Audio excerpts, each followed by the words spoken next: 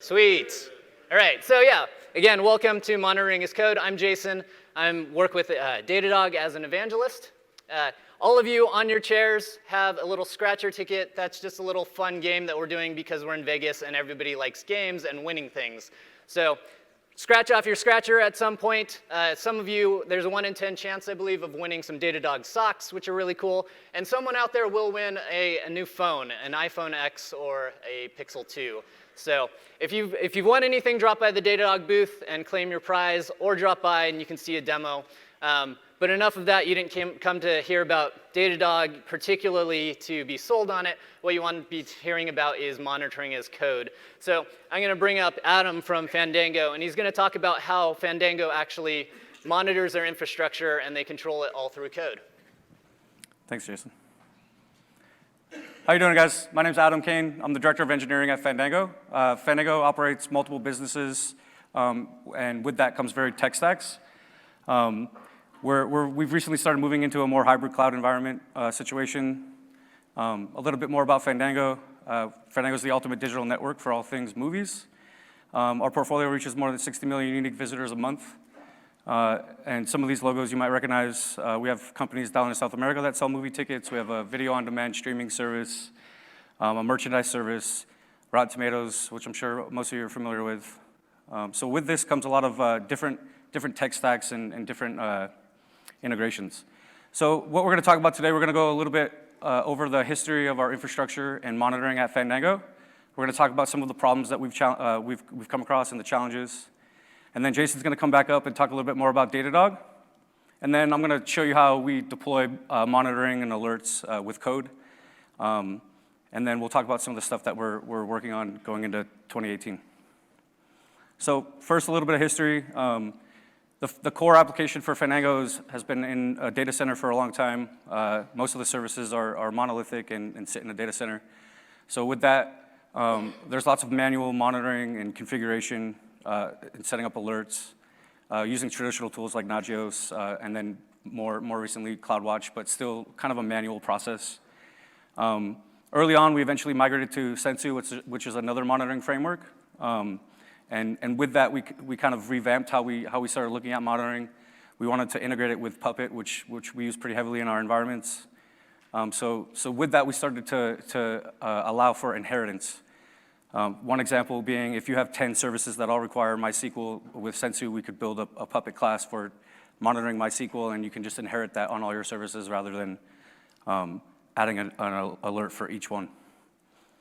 So then we started moving into the hybrid cloud situation where we have services in a data center and we have services in AWS. Sometimes it's the same service and we span across them using a direct connect. So with that we started getting running into some challenges.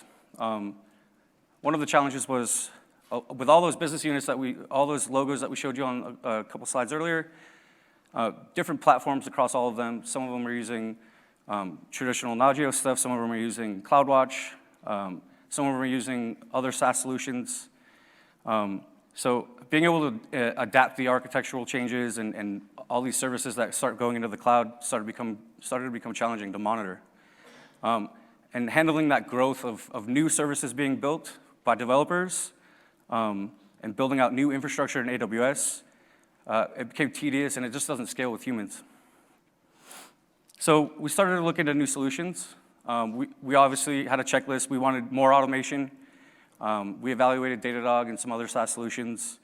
Datadog had some really good flexible APIs and predefined integrations, which was really good for us because we have so many different services in our tech stack.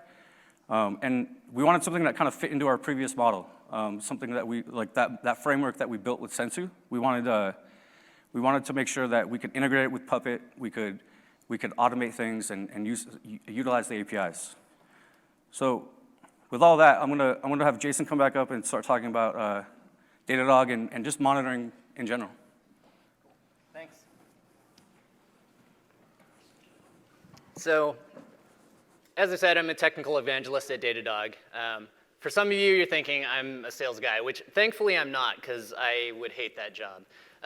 But a little bit about Datadog, we are a monitoring solution, so we help you monitor your systems, help you understand what's going on in them, and know when things aren't acting the way that you think they ought to be. We do have nearly 300 integrations out of the box, which helps you get up and running really quickly. Open source agent, bunch of libraries to get you covered. Well-documented API, which, as Adam mentioned, is important if you want to do monitoring as code. And we do scale really well, so we handle trillions of points of data every single day. But beyond this, as Adam starts talking about the requirements that they had for monitoring, it helps for all of us to start thinking about the requirements that we have. For each individual business, you've got different requirements, but I think it all comes down to really 4 key components when you're looking at any sort of monitoring tool, whether you're doing monitoring as code right now or if you're not. Having these good qualities is really important. And the first is that they have to be really well understood. So there's this great analogy, or this great parable of the blind men and the elephant. And the parable goes like this, that there's a bunch of blind men, and they all encounter an elephant, and so each of them grabs onto a portion of the elephant. And so one guy grabs around one of the legs, and he says, the elephant is like a tree, because it's big and round and it's sturdy. And then another one grabs the tail and says, the elephant is like a snake, because it's thin and it's long. And the thing that this relates to with monitoring is that really your monitoring tool needs to be well understood. Not in simply that you understand the metrics and that everybody understands what a metric point means or what value it has, but understanding where you belong within the ecosystem of your business. What part do you play, right? So if you're just looking at one portion of your systems, what does that actually mean? Does that elephant look like a snake to you? Or actually, are you looking at the entire thing? So being able to have all of your metrics, all of your logs, all of your traces coming into one central point so that your developers and your operations engineers and even your business people can understand what you're actually looking at and why those metrics actually matter to your business. The second quality of good metrics is that they have to be sufficiently granular. And I think we all natively understand this when we look at things in the world. Last year, the Summer Olympics, one of my favorite events is the men's 50-meter freestyle. And I love this event because it's really fast. We can see here some of the medal times. So, the US came in first at 21.4 seconds. France came in second at just 100th of a second after that. And we understand that inherently the granularity matters, right? Because if we look at this and we say that our granularity should be full seconds, well then congratulations, everybody except for the guy that came in 8th, would have won gold, because they all finished in 21 seconds. But we understand that granularity truly matters, and it even matters on the level of this. We can see that in 6th place, there was actually a tie. So when we're thinking about the metrics that we're gathering, one of the great things is that AWS rolled out high-resolution custom metrics. So you can start getting 1-second granularity on your custom metrics. So if we look at a spike, this is what it looks like for 1 second, right? If I'm looking at this graph, we can see that we had about a 46.67% spike, and we can see the time there, that it happened at 2:06 p.m. in 16 seconds. But what happens when we roll up our granularity or roll up our metrics to 1 minute, right? Well, with that 1 minute, not only are we shifting from those 16 seconds after the full minute, so we're losing the idea of when that incident actually happened, but we've actually now averaged that down, so it's 36%. If you are using hybrid cloud and you're using something that's not AWS, that tends to roll up a little more aggressively, some of the other major cloud providers roll up to 5 minutes. Look at what happens at 5 minutes. So the scale on these is a little blown up, but at 5 minutes, not only have we shifted to 2:05 p.m., so if this is an incident, you're suddenly looking in your logs in the completely wrong place. But now it's at 12%, so congratulations, you didn't actually have an incident, right? You're doing great according to the roll-up. So understand that the granularity truly matters. The third quality that we absolutely need out of all of our monitoring systems is that they have to give us the ability to tag and filter metrics. When you think of metrics, traditionally, this is how we've thought of them. A metric name, what is it? Some sort of value of what happened, and then a time of when that happened. And this is generally what we think of a metric point, but we really need to add a fourth quality to all of our metrics. We need to have those tags, that metadata. What AZ was it in? What region was it in? What application was it? This is what gives us true observability within our systems, because when we have that extra data, we can start to query against our systems. We can think of them as a matrix. So we can start to query and say things like, how many requests per second are running on my nodes that are running Postgres? But not only on the nodes running Postgres, but maybe the ones that are running Postgres that are part of my accounting app versus my web application. How many of them are running not only Postgres for my accounting app in US East 1, but by various availability zones in that region, or start to compare them. As we start to distribute our applications to different regions, to different AZs, we want to be able to compare what's going on and ensure that we don't have any outliers. And the fourth really good quality of metrics that you absolutely need is that they have to be long-lived. You have to retain things. The reason that we want to retain things is we need to understand the history. We need to understand the patterns. I was talking with Adam earlier, and he's talking about, most of us here are probably Star Wars fans, right? Star Wars is coming out in December, and pre-sales have started. And they always come out in December, right? And so you have these patterns, or you have the patterns of people buy movie tickets on Fridays and Saturdays, not so much on Mondays. So being able to understand these cyclical patterns will help you understand what's going on in your metrics. The great thing, as I mentioned, is that AWS does have high-resolution metrics. So you can get 1-second metrics, but they only last for about 3 hours. So at Datadog, we like to pull those metrics out and keep them for longer so that you have access to them. So they start to do some roll-ups, but they do keep things around for 15 months. Datadog, we match that. We keep things around for 15 months in that 1-second granularity because we do think that it truly matters. And just an example of this, if I were to ask you, does anyone see the pattern here? Maybe? What if I did this? That helps it a lot, right? Because if you keep these trends around, if you keep these histories around, you can start to gather far more information than rather than seeing maybe a cluster of 5 spikes and understanding that those are days, but when you keep that history around, you're able to see things like, well, what happened on this Tuesday, right? It's not things that we would natively be able to see. It's not something that I could set an alert for that would say when my request per second drops below a certain point, because then that would fire every single night of the week. So understanding that keeping these histories around provides us with all of that information. So just to recap, really, there's 4 good qualities when you're starting to look at your systems. First is to make sure that they're well understood. Make sure that everybody across your organization has access to your monitoring systems, that they can see what's important to them, that they know where they fall within the business. Essentially, bringing together true DevOps, having your devs and your ops and your business all aligned. The second is to ensure that you have that granularity. Take advantage of those high-resolution metrics if you can. The third, to understand that you need those tags. You need the ability to filter. Start making intelligent queries so that you can understand more about your systems. And the fourth is to keep things around. Maintain that history so you understand what's going on. So with those, keep those in mind as you analyze what your needs are. And I'm going to turn it back to Adam to explain more of his needs and how they solve them. Thanks, Jason. I really like this is an anomaly detection with Datadog. We use it a lot. It works really well. So essentially, after reviewing Datadog, demoing, we found this was a perfect fit for us. Like I said, we have a ton of business units, varied tech stacks, pretty much a little bit of everything. Everything from Windows to Linux to Java to .NET to MySQL to RDS to MS SQL. So being able to have all those integrations without having to code and create scripts for monitoring and writing in Python and Ruby, Datadog already has all those integrations, so it was perfect for us. It was also easy to fit into our hybrid cloud. So our on-prem and our AWS, we could utilize the same configs across both.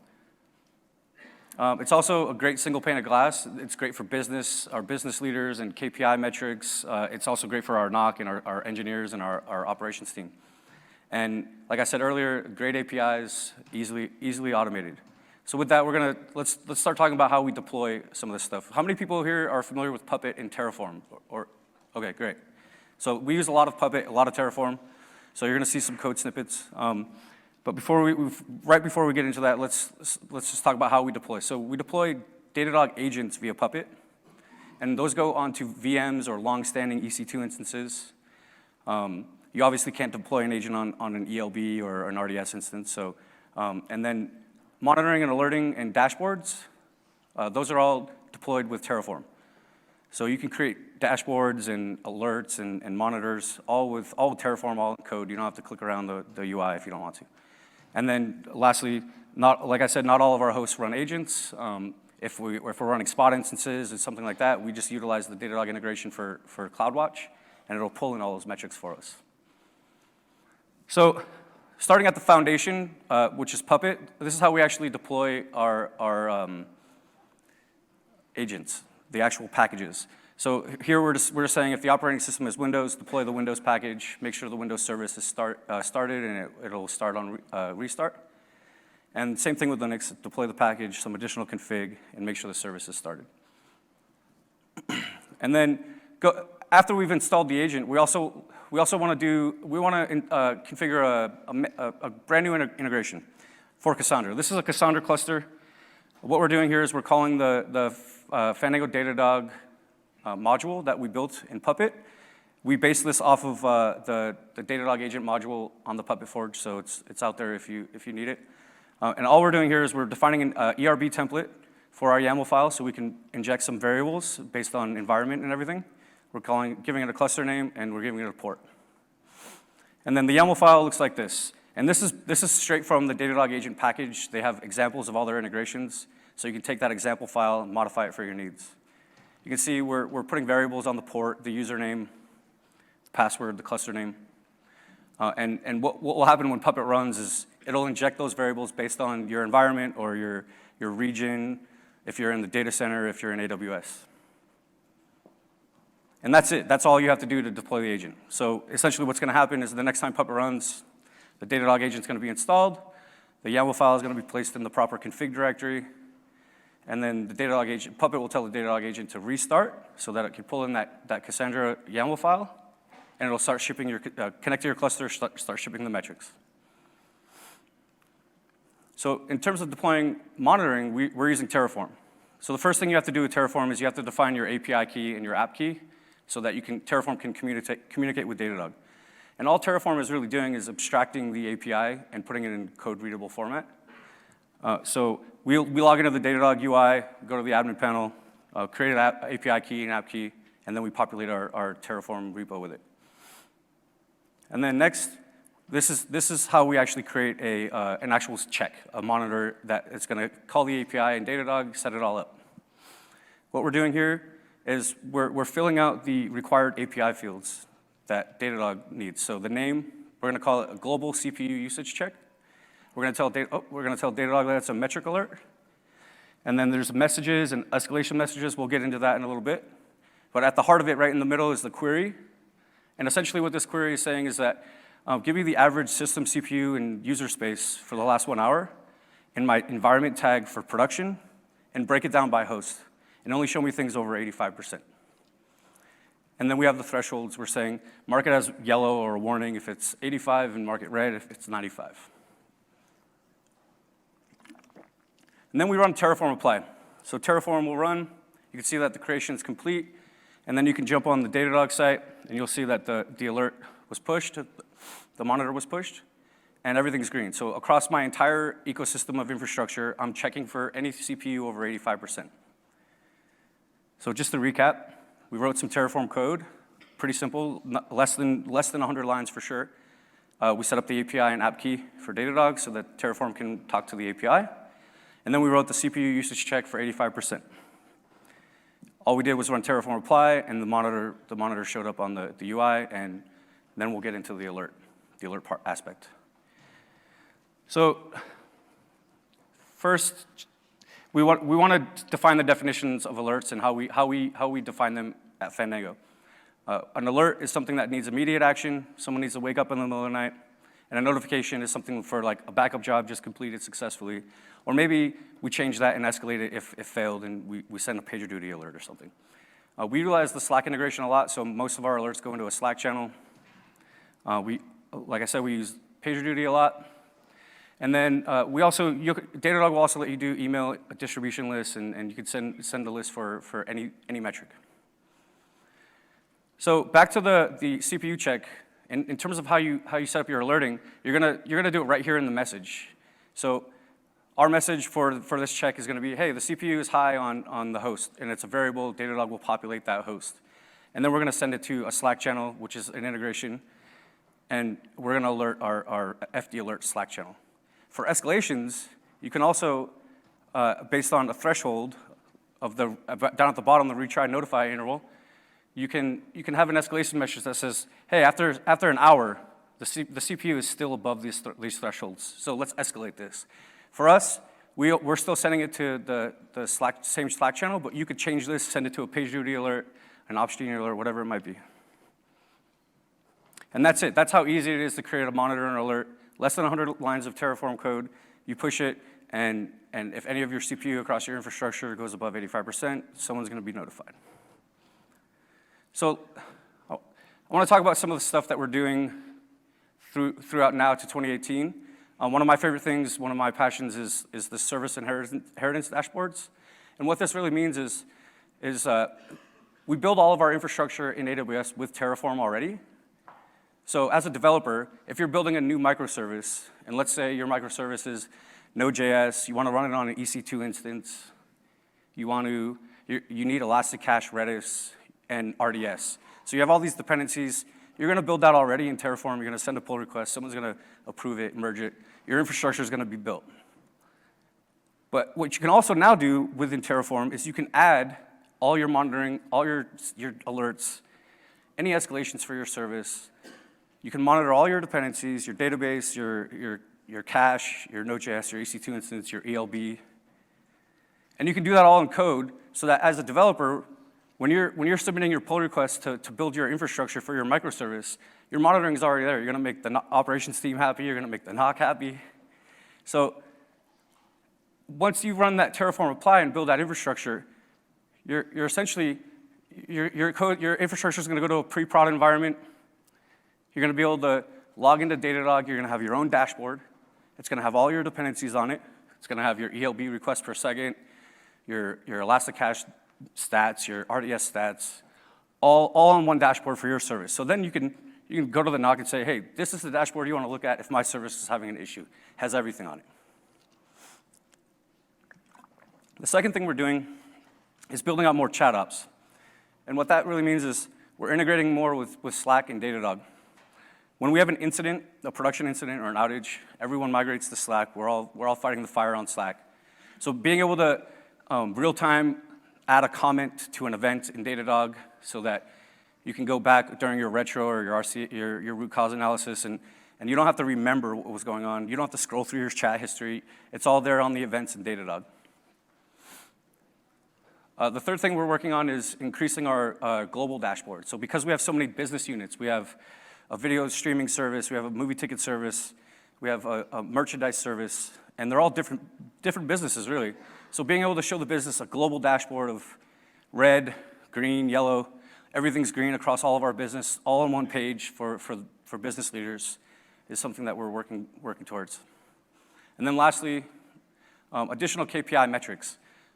One example that we're looking into is, let's say you have a customer service application, your customer service team, call volume increases. We want to pull those metrics into Datadog so that we can overlay that call volume of customers complaining that they can't buy a movie ticket with perhaps a database spike in reads and writes and we're having an outage. Or maybe we're not capturing the right metric in Datadog and we don't know, so we can follow that call volume and say, hey, something's going on in our system. Another example would be something like utilizing the Twitter API or the Facebook API, pulling in metrics of people talking about Fandango. and being able to see when Fandango is being spoken about on Twitter, it spikes. Perhaps we're having an issue, let's check our other metrics, let's overlay it. Being able to have all that in Datadog is important. So that's it. We're going to open up for questions. I'll bring Jason back up. There's mics on both sides if anyone wants to ask a question. While you guys are doing that, if you're getting set to line up for questions, I have a question since you mentioned Sure. Twitter. Are you actually going to start monitoring via Twitter? Is that the Yeah, joke? I want to pull, like, Google API also has it for searching. Yeah, it would be great to be able to pull in those metrics and have a dashboard that's showing, hey, our Twitter use, or people are saying Fandango on Twitter a lot, right? Yeah. Cool. Go ahead. So you guys mentioned some of the more classic monitoring tools like Nagios and that kind of stuff. Are you guys still using those kind of checks in your environment, or have you pretty much completely migrated to just using metrics to tell the tale? For the most part, we've migrated to completely using metrics as well as our log service. So we have a log aggregation service where we're also utilizing for checking anomalies and spikes and errors and stuff like that. Okay. Was it a difficult cultural shift to do that kind of thing, like to get like developers interested in the metrics and actually like measuring things and all of that? Like, did you guys do any like special events or anything to like bring this to be a thing, or was it just something that everybody kind of picked up? Or a little bit of both. We didn't do any really special events, but a lot of the developers picked it up right away. Some of our newer services, developers are already creating custom metrics that they want to ship to Datadog so they can see. Essentially what we did as the operations team is we built a bunch of dashboards and we showed them and they followed. They were like, wow, this is awesome. We've never seen this many metrics. We want this. So, and then we started explaining as the operations group and pushing that out for the culture or the community is saying, hey, if you write a Java program or a Node.js program, you can write custom metrics that will pull in via statsd and ship to Datadog, and then you can watch how your application is working. Cool, thank you. Yeah, no problem. Yeah.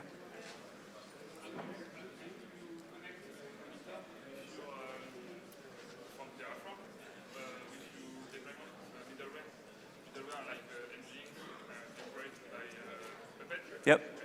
Yep.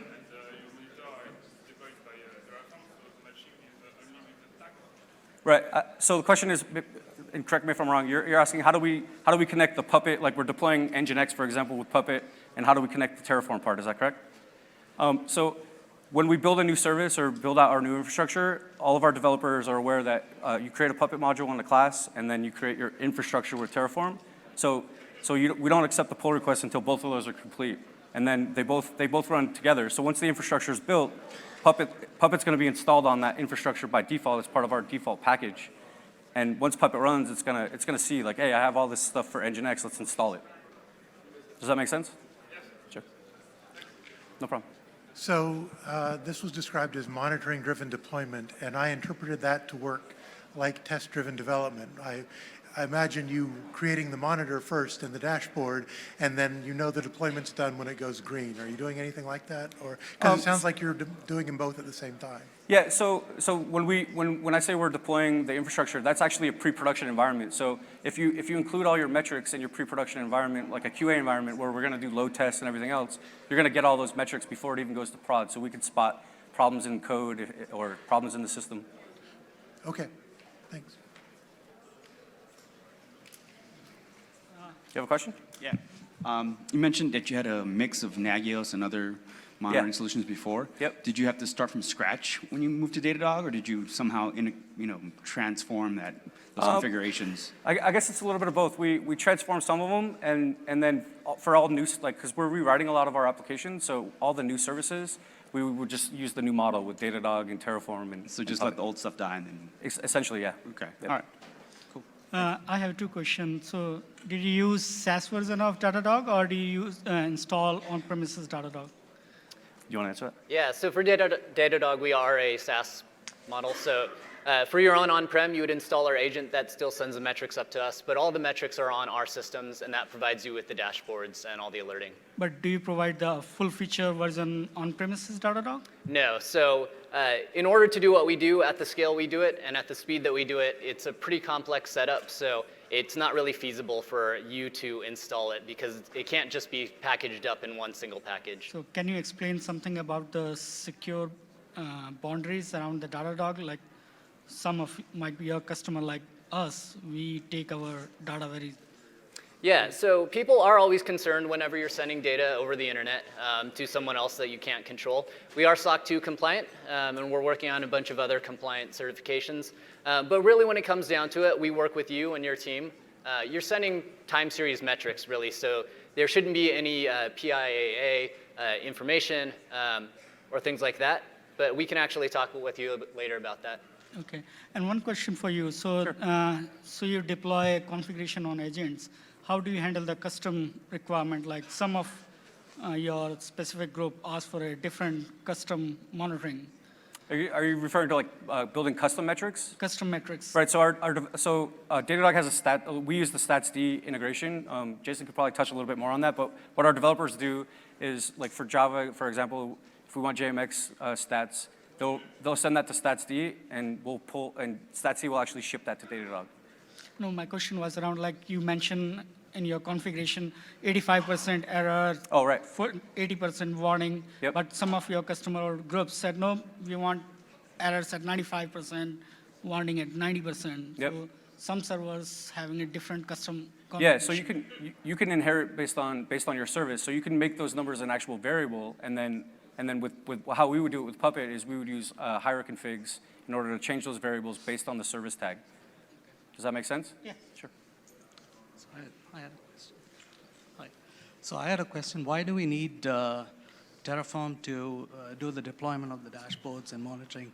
And is it not the job of the ops guy to go and create the dashboards? It kind of forces the developer to learn that aspect of monitoring as a part of the development. Yeah, I sort of agree. I think putting the responsibility in the developer's hands is probably more powerful, but we do a little bit of both. So our operations team will help and guide and build and tell developers if they need help in terms of what metrics they need. But overall, we like the freedom of responsibility culture where you as a developer, if you're building a microservice, you should own it. Okay, cool.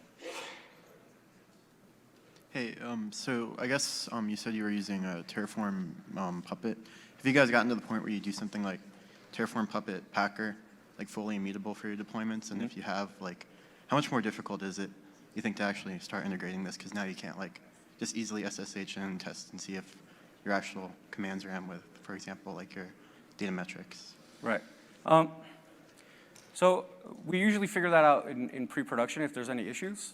So, and to be honest, we haven't had a time where like Puppet hasn't been installed because it's actually included in our AMIs or our base image for VMs. So Puppet will, as long as you have your Puppet modules and your Terraform infrastructure pushed and built, what you can do is in Datadog, we actually have, there's another integration with Puppet that will tell you like Puppet failed to run. So you don't actually have to SSH into a machine. We're trying to get away from like treating machines like pets, right? Yeah. Okay, cool. One more over here. Question here. Can you hear me? Yeah. Yeah. I think it's for Fandango, but here's the question. You mentioned that you are basically web scraping Twitter or Facebook feeds and Not yet, but that's something that we're working towards, yeah. Oh, it's on the roadmap. Yeah. Okay. So what the question was in that context and how you're ingesting that metadata and then graphing that to get insights, correlating it to CPU utilization, for example. Yep. So we haven't gone that deep yet, but I think overall how we would probably do it is feed that into like a Kinesis stream or something like that, and have something pulling out the data and analyzing it. Okay. Thank you. Sure. Hi, thanks for the talk. I had a question about developers building custom metrics. So, and maybe you can also answer from Datadog. I was wondering if you ran into any issues around like, I guess like the dimensionality of your metrics. So there's these limits in Datadog that I saw where you can only have 100 metrics per host. And I think when we think about things, it's like we have hundreds of different microservices that each can emit. Anyway, like if you had multiple fields that you're matching, you're very quickly going to go to a number that's much larger than n times 100. Anyway, how do you handle people who have a use case like that where they have high dimensionality custom metrics? Or Yeah, do I you mean, build them so they avoid that? So it is per host, and obviously if you're running a bunch of microservices, ideally you'd have them spread out, so hopefully that helps keep things under and you're not running all of your microservices on one machine. this isn't like a great example, but let's say you have 100 microservices and each one has like what if you want to emit in that metric like what host they're running on? Then suddenly you already have like hosts times microservices. Yeah, so I think part of it, the key is to understand what metrics you're already pulling in. And Sorry, I work with Jason at Datadog. It's not a limit of 100 per host. That's what's included in your plan. Yeah. So I'm happy to chat with you afterwards, but you are not limited to 100 metrics. We have customers that submit thousands upon thousands of metrics per host, and it's not a problem. Yeah, we That said, we have like 500 per host. Yeah. You know, when it comes down to that, I mean, as I understand your question, it's not so much the limit, it's managing that cost. And I really think it comes down to really talking with your development team and helping them to understand what metrics do they actually need, right?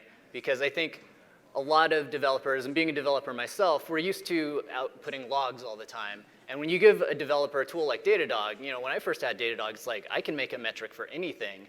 Just in the same way that when I had logs, you know, and you're using it to debug, like, I would just emit logs everywhere, and suddenly you have giant, like, you know, terabyte-sized log files. In the same way, you can do the same thing with Datadog, and it's probably just more of an education thing for a developer to understand what metrics are really valuable and what they actually need to see, rather than just constantly emitting metrics.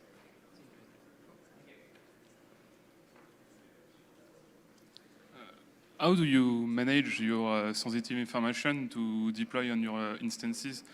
For example, use Puppet to push configuration from MySQL.yaml to get metrics over MySQL instances.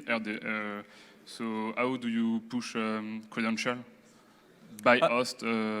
It's different. So obviously our credentials vary based on production or staging or integration environments. So what we do with Puppet is with Puppet you could use a tool called Hira, and it's called Hira, H-I-E-R-A, and that's essentially a tool that will it's a YAML-based files, and you can separate your environments based on YAMLs. So for production we have a secrets repo. We put all of our secret passwords in there, and then we call those secrets from Puppet with a ERB variable. So when Puppet runs, it says I'm running on a host that's tagged PRD. Give me the PRD Hira file that has my credentials. Okay, thank you. I will check for equivalent in Ansible because I use Ansible. Yeah. Okay, it makes sense. Yep. Thank you very much. Hey, how would you guys recommend customers starting off with the anomaly detection? Because it seems like when I first turned it on, it was super chatty. I don't know if you guys recommend customers to mute it until we get all the historical data, or? Yeah, I mean, so it does take some time for it to build up some historical data, and really that's part of it. The other is you can tune that, so when you go in to create that alert, there are some parameters that you can tune based on what algorithm you want. So play around with that to see, and you can adjust that over time. So start off with something that's a little more broad-banded, set the deviations a little bit higher, and then start to tune that down over time. But I don't know, Adam uses it quite a bit at Fandango. Do you have any recommendations? We haven't had too much difficulty with using it for simple stuff. Like we use it a lot for CPU usage. So like let us know when there's an anomaly in CPU or memory. It's been pretty successful for us. I think maybe you're right. Like in the very beginning, it was a little chatty, but over the course of a few hours, it actually calmed down. Do you remember what anomaly detection method you're using? No, I don't off the top of my head. Okay, cool. Thank you. So we have a very similar infrastructure to you guys at Fandango. The only difference being that we're not using Terraform. We're using CloudFormation natively. Yep. So, and this might be more of a question for Datadog from here on out. Have you guys put any thought into support for like custom resource types to do all the exact same things you guys are talking about, but to do them in CloudFormation versus having to use a tool like Terraform? I mean, Terraform's great, it's just we're kind of investing in CloudFormation. Yeah, I'm not super familiar with our CloudFormation integration, so I can't really comment, unfortunately, on that. Okay. Yeah. We're kind of doing the same thing with Terraform, Puppet, everything like that. And one of the issues we're having as we introduce Datadog is keeping our developers are adding new dashboards and metrics and stuff like that. But we also have the static set of things that we want to keep for the business and the stuff we want to watch, put on our knock walls so people can't touch them. How do you manage the interplay between dynamic dashboards, static dashboards, revision control on those things in history so you can kind of keep them all in sync and sane? Yeah, we actually have the same problem right now. So that's exactly why we've introduced building the monitoring and the dashboards with Terraform, so that you can have more of a code review, peer review. And I think over time, our dashboards will start to follow more standardizations, right? So, because you're right, like if you just open it up to everyone, you're gonna have all kinds of crazy dashboards. You're gonna have hundreds of them, and none of them are gonna make sense. So what we're trying to move towards is standardization through code, which you can get there if you only do it through code. Okay, so do you do anything like locking down access in Datadog to say you can't create custom stuff unless you go through Terraform? We don't, actually. I don't even, does Datadog allow that? Yeah, so the ACL stuff right now is, it's in the works, but at this point for Datadog, you pretty much either have access or you don't. Yeah. Okay, great. Thank you very much. Sure. So we actually, as a company, just purchased Datadog last week, and I did a little messing around with it, and I used Terraform to kind of like set it up on an ECS cluster. Yep. But some things that come to mind were, historically we've used Nagios for our on-prem stuff. Now we're moving to Datadog more. Yep. Is there things that you weren't able to do in Terraform that you have to still do manually? I mean, actually, yeah. There's one example that I can think of for our VMware infrastructure. Or our bare metal host in our data center, it's difficult to do like things like tell me if a disk dies, okay, or tell me if my RAID battery has died. So it's hard to do that. Like I don't think you can do that with Datadog. So you still need some sort of like hardware level monitoring, right? Mm-hmm. Unless you're all in AWS, and that's where Datadog shines. Is you don't really need to monitor your RAID battery. Yeah, we're kind of mixed, so. Right. So yeah, we still use Sensu and purely for the bare metal stuff. Okay. Other question is, how did you choose to manage your Datadog keys in Terraform? Did you do a different key per environment, per app? How did you break that out? Right now it's a single key, but it's controlled by, it's in a secret repo, so only the operations team can see it. But I think going forward we'll probably start separating things as more adoption across the company from developers start using it. Okay, because correct me if I'm wrong, you can only have 5 API keys on Datadog? 5 API keys, is that the max? I don't think so. I believe you can have as many as you want.